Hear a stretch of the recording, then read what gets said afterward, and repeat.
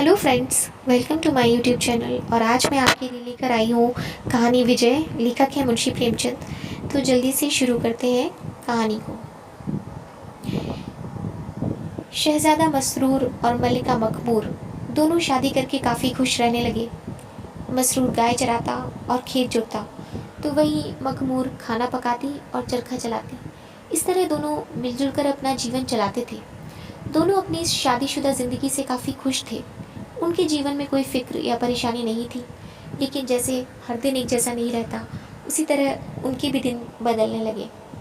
इसका कारण था मसरूर के दरबार का नज़रबंद सदस्य बुलहवस खां। बुलहवस खां एक फसादी आदमी था, जिस वजह से उसे दरबार से नज़रबंद किया गया था। अब वह धीरे धीरे मल्लिका मकबूर का खास बन गया। मल्लिका अपने सभी सलाह उसी से लेने लगी। उसके पास एक हवाई जहाज़ था, जिस पर बैठकर वो महज कुछ ही मिनटों में हजारों मील दूर दुनिया की सफ़र करता और खबर लाता था। कभी कभी मल्लिका भी उस जहाज़ पर बैठकर दूसरे देशों की सैर करती थी। बुलहवस कहता था कि बादशाह को अपना साम्राज्य अन्य देशों में भी फैलाना चाहिए, उन्हें दूसरे देशों पर कब्जा करके धन कमाना चाहिए। इसी तरह की कई बातें करके वह मल्लिका के कान भरता और मल्लिका भी उसकी बातों को ध्यान से सुनती। धीरे धीरे मल्लिका के मन में भी बुलहवस की बातें घर कर गई और उसे अभी अपना सुखी जीवन परेशान करने लगा। मगर मसरूर एक शांति प्रिय व्यक्ति था। धीरे धीरे दोनों पति पत्नी के बीच कलह बढ़ने लगी और उनके रिश्ते में सिर्फ संदेह रह गया। इतना ही नहीं, उसके कुछ दरबारी भी उसका विरोध करने लगे। इन सब से परेशान होकर एक दिन उसने सारी सल्तनत मल्लिका के हवाले कर दी और खुद एक पहाड़ी इलाके में जाकर छिप गया। इस बात को वर्षों गुजर गए। अब मल्लिका अपने सल्तनत की रानी थी। दूसरे देशों पर कब्जा करने के लिए उसने एक बड़ी सेना तैयार कर ली थी, जिसे लेकर उसने कई पड़ोसी मुल्कों पर आक्रमण किया और उन्हें लूटा भी। वहीं इन सब के बीच उसकी सल्तनत में अब पहले जैसी शांति नहीं थी। उसके लोग आपस में ही एक दूसरे के विरुद्ध हो रहे थे। इन्हीं में से एक था कर्ण सिंह बुंदेला। उसकी अपनी एक अलग ही फौज थी, जो मल्लिका के कारनामों के खिलाफ थी। उसकी फौज कोई हथियारबंद सेना नहीं, बल्कि गाने बजाने वाले लोगों से भरी हुई थी। एक दिन कर्ण सिंह बुंदेला की फौज ने मल्लिका के महल में चढ़ाई कर दी। मल्लिका को लगा कि वो इन्हें आसानी से हरा देगी। यही सोचकर मल्लिका ने कर्ण सिंह के काफिले पर हमला करने के लिए अपनी सेना भेजी। उसकी सेना ने जब वहां पहुंचकर कर्ण सिंह और उसके काफिले के गीत सुने, तो उनके दिमाग पर एक नशा छाने लगा। जिसने भी उनका गीत सुना, नशे में खोकर बेहोश हो गया। मल्लिका दूर से यह सारा नज़ारा देख रही थी। फिर उसने खुद वहां पर जाने का फैसला किया, लेकिन मल्लिका का हाल भी उसकी सेना जैसा ही हुआ।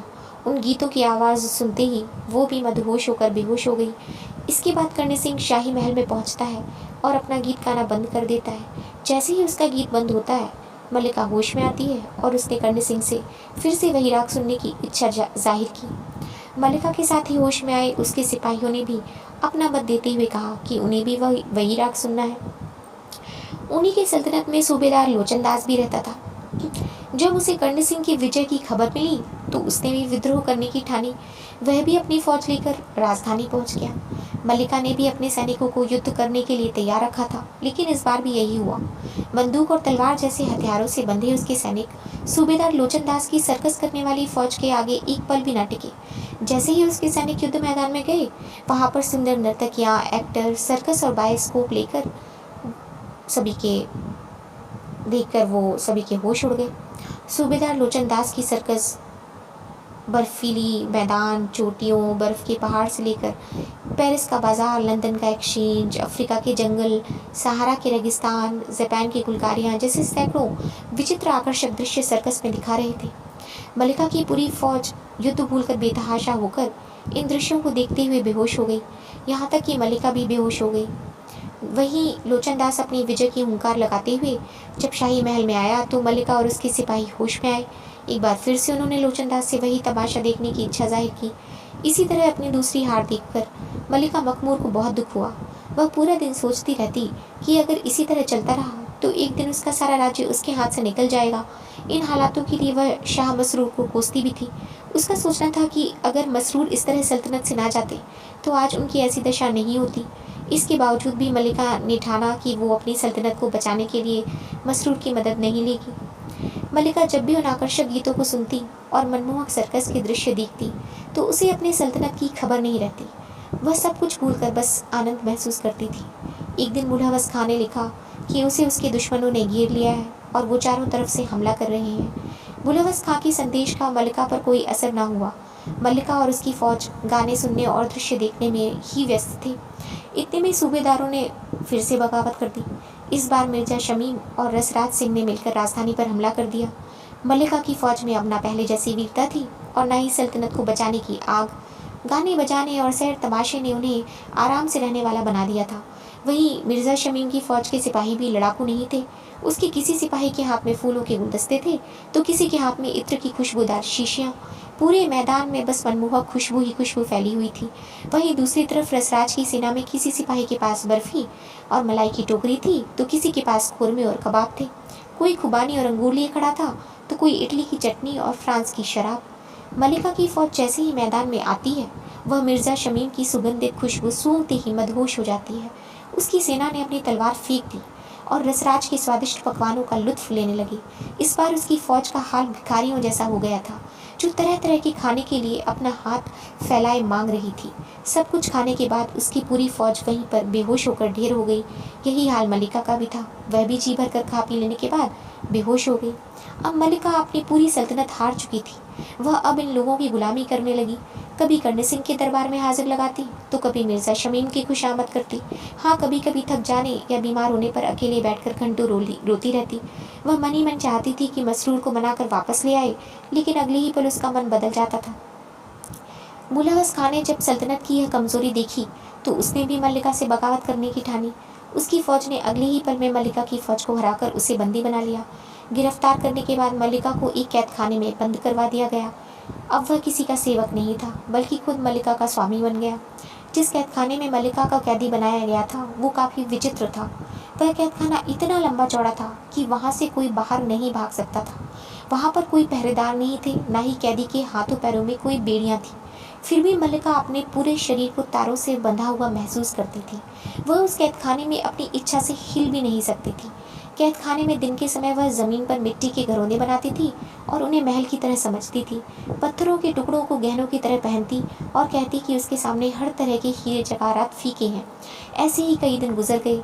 मिर्ज़ा शमीम, लोचनदास सभी उसे हर वक्त घेर कर रखते थे। उन लोगों के मन में भय था कहीं वह कैद में रहते हुए भी शाह मसरूर तक कोई संदेश ना भेजते। वहीं मल्लिका भी उसकी कैद से निकल भागने की सोचने लगी। एक दिन मल्लिका बैठी बैठी सोचने लगी कि जो पहले उसके इशारों पर नाचते थे अब वही उसके मालिक बन गए हैं। वो जैसा चाहते हैं उसे वैसे ही अपने इशारों पर नचाते हैं। उसे अब अफसोस होने लगा था कि उसे शाह मसरूर की बात मान लेनी चाहिए। वह दिन रात बस इस कैद खाने से भागने और शाह मसरूर से मिलने का सोचती रहती। इसके बाद उनकी हर बात मानने की भी कसम खाती। खुद को कोसती कि उसके इस नमक हराम मुलहवस खां की बातें उसने क्यों सुनी। यही सब सोचते सोचते मल्लिका रो रही थी कि अचानक उसने अपने सामने एक हंसी लिए चेहरे वाला पुरुष देखा जिसने सादे कपड़े पहने हुए थे। मल्लिका ने आश्चर्यचकित होकर उससे पूछा, आप कौन? मैंने आपको पहले यहाँ नहीं देखा। पुरुष, मैं इसी कैद खाने की देखरेख करता हूँ, लेकिन मैं यहाँ बहुत कमाता हूँ। जब किसी कैदी की तबीयत खराब होती है तो उसे यहाँ से निकालने में मैं मदद करता हूँ। मल्लिका ने फिर पूछा, आपका नाम क्या है? पुरुष ने जवाब दिया, संतोख सिंह। मल्लिका, क्या आप मुझे इस कैद से बाहर निकाल सकते हैं? संतोख, हाँ निकाल सकता हूँ, लेकिन इसके लिए आपको मेरी बताई बातों को मानना पड़ेगा। मल्लिका, मैं आपके सारे हुक्म मानूंगी। खुदा के लिए मुझे बस यहाँ से बाहर निकाल दें। मैं पूरी उम्र आपकी शुक्रगुजार रहूंगी। संतोख, आप कहाँ जाना चाहती हैं? मल्लिका, मुझे शाह मसरूर से मिलना है। क्या आपको पता है कि वो कहाँ रहते हैं? संतोख, हाँ मुझे पता है, मैं उन्हीं का नौकर हूँ। उन्होंने ही मुझे इस काम पर रखा है। मल्लिका, तो मेहरबानी करके मुझे यहाँ से निकालें और मुझे उनके पास ले चलें। संतोख, ठीक है, तो सबसे पहले तुम्हें ये रेशमी कपड़े और सोने के जवाहरात उतारकर फेंकने होंगे। मुलहवस ने इन्हीं जंजीरों से तुम्हें जकड़ा हुआ है। जो भी सबसे मोटा कपड़ा हो बस वही पहन लो। तुम्हारे पास जितनी भी इत्र की शीशियाँ हैं सब तोड़ दो। मल्लिका ने ठीक वैसा ही किया जैसा संतोख ने करने के लिए कहा। इतने में वहाँ पर मुलहवस खां आया। रोते हुए कहने लगा, मेरी मालकिन मल्लिका, मैं आपका गुलाम हूँ, क्या आप मुझसे नाराज़ हैं? मल्लिका ने उसकी तरफ देखा और गुस्से में मिट्टी के बनाए घरौंदों को पैरों से गिरा दिया। इसके बाद मुलहवस के शरीर का एक एक अंग कटकर ज़मीन पर गिरने लगा। अगले ही पल में वह जमीन पर गिरा और मर गया। यह देखकर संतोष ने कहा, मल्लिका क्या तुमने देखा? तुम्हारा दुश्मन कितनी आसानी से खाक में मिल गया। मल्लिका, काश मैं यह बहुत पहले करती तो आज ऐसे कैद में ना होती, लेकिन मेरे अभी और भी दुश्मन हैं। संतोष, चलो कर्ण सिंह के पास चलते हैं। जैसे ही वो अपना गीत गाना शुरू करे तुम बस अपने कानों पर हाथ रख लेना। मल्लिका कर्ण सिंह के दरबार में गई। उसे देखते ही दरबार में चारों तरफ से गाने की धुन बजने लगी। मल्लिका ने तुरंत अपने दोनों कानों को बंद कर लिया। इतना करते ही कर्ण सिंह के दरबार में आग लग गई। उसके सारे दरबारी जलने लगे। यह सब देखकर कर्ण सिंह दौड़ता हुआ मल्लिका के पैरों में गिर पड़ा और बोला, इस गुलाम पर रहम करें मालकिन, अपना कानों पर से हाथ हटा लें वरना मेरी जान जा सकती है। मल्लिका, ठीक है, लेकिन मेरी शर्त है कि फिर कभी तू बगावत नहीं करेगा। तभी कर्ण सिंह ने संतोष सिंह की तरफ गुस्से में देखा और उसे कोसते हुए दरबार से भाग गया। इसके बाद संतोष सिंह ने मल्लिका को लोचन दास के पास जाने के लिए कहा। उसे समझाते हुए कहा कि जैसे ही वह अपने करिश्मे दिखाना शुरू करेगा तुम अपनी आंखें बंद कर लेना। फिर मल्लिका लोचन दास के पास गई। मल्लिका को दरबार में देखते ही लोचन ने अपने सर्कस के कारनामे दिखाने शुरू कर दिए। इतने में मल्लिका ने अपनी आंखें बंद कर ली। ऐसा देखकर लोचन दास मल्लिका को सर्कस देखने के लिए उकसाने लग गया, लेकिन मल्लिका ने अपनी आंखें ना खोली। फिर वह कांपता हुआ मल्लिका के सामने आया और हाथ जोड़कर बोलने लगा, मालकिन कृपया अपनी आंखें खोलें और मुझ पर रहम करें। अगर मुझसे कोई गलती हुई है उसे माफ़ करने का एहसान करें। उसकी बातों को सुनकर मल्लिका ने कहा, ठीक है, मैंने तेरी जान बख्श दी, लेकिन अब फिर कभी यहाँ पर सर उठाकर ना चलना। लोचन दास ने मल्लिका की बातें सुनते ही उसका शुक्रिया किया और वहाँ से अपनी जान लेकर भाग खड़ा हुआ। संतोष सिंह फिर दरबार में आता है और मल्लिका से मिर्ज़ा शमीम और रसराज के पास जाने के लिए कहता है। मल्लिका को समझाते हुए कहता है कि उनके पास जाते ही अपने एक हाथ से नाक बंद कर लेना और दूसरे हाथ से पकवानों को नीचे ज़मीन पर गिरा देना। इसके बाद मल्लिका रसराज और शमीम के दरबार में जाती है और ठीक वैसा ही करती है जैसा संतोष ने बताया था। अगले ही पल मिर्ज़ा शमीम और रसराज दोनों के सर से खून गिरने लगा। उनके शरीर का अंग अंग टूटकर गिरने लगा। इसी हालत में वे मल्लिका के पास आए और गिड़गिड़ाते हुए कहने लगे, हुजूर, हम गुलामों पर रहम करें। अगर हमसे कोई गुस्ताखी हुई है तो उसे माफ़ करें, दोबारा से ऐसी गलती नहीं होगी।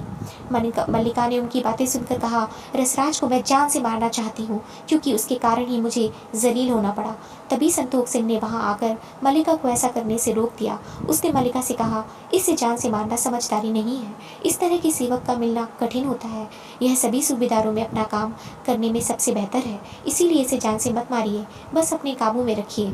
मल्लिका ने ठीक वैसा ही किया। उसने दोनों की जान बख्श दी और उन्हें चेतावनी देते हुए रिहा कर दिया। वे दोनों अपनी अपनी जान लिए वहाँ से भाग खड़े हुए। मल्लिका की जीत और आज़ादी की खुशी की खबर सल्तनत में फैल गई।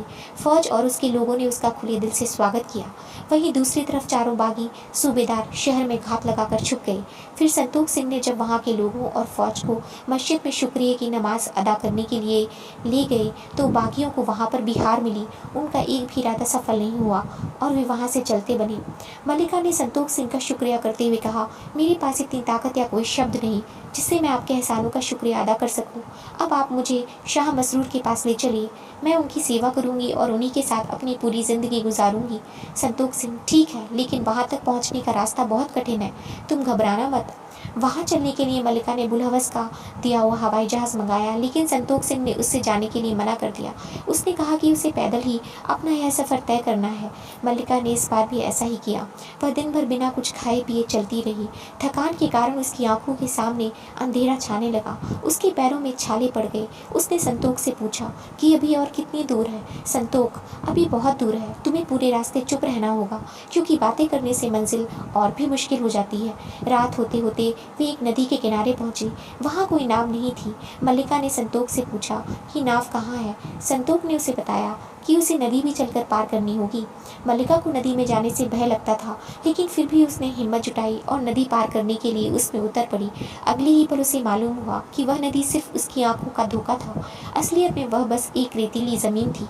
जैसे जैसे रात बीत रही थी, मल्लिका को लग रहा था कि यह सफ़र तय करते करते वह मर ही जाएगी, फिर वो इसे पूरा ज़रूर करेगी। सुबह तक वो एक पहाड़ी के सामने पहुंच चुके थे।